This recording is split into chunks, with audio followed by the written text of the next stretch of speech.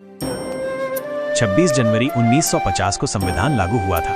इसी दिन को हम गणतंत्र दिवस के रूप में मनाते हैं। 26 जनवरी 1950 को हमारा संविधान लागू हुआ था। इससे पहले भले ही हमें आज़ादी मिल चुकी थी, लेकिन हमारे अपने नियम कायदे नहीं थे। संविधान के लागू होने से हमने एक गणतंत्र का दर्जा पाया, जिसका मतलब है कि अब देश की जनता ही सर्वोच्च है।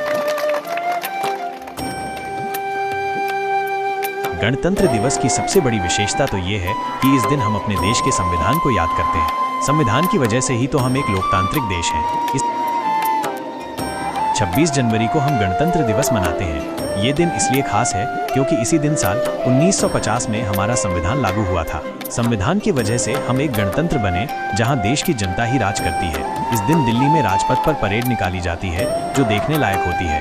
परेड में हमारे देश की सेनाएं, झांकियां और सांस्कृतिक कार्यक्रम होते हैं। गणतंत्र दिवस भारत की विविधता में एकता का एक उत्कृष्ट उदाहरण है। देश के सभी कोने से लोग इस दिन एक साथ आते हैं और राष्ट्रीय गौरव का अनुभव करते हैं। युवाओं के लिए प्रेरणा।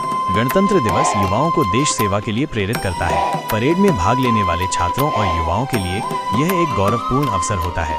सांस्कृतिक विरासत। गणतंत्र दिवस परेड में विभिन्न राज्यों की सांस्कृतिक झांकियां दिखाई जाती हैं, जो भारत की समृद्ध सांस्कृतिक विरासत को दर्शाती हैं। देश की प्रगति का जश्न। गणतंत्र दिवस भारत की प्रगति और विकास का जश्न मनाने का एक अवसर है।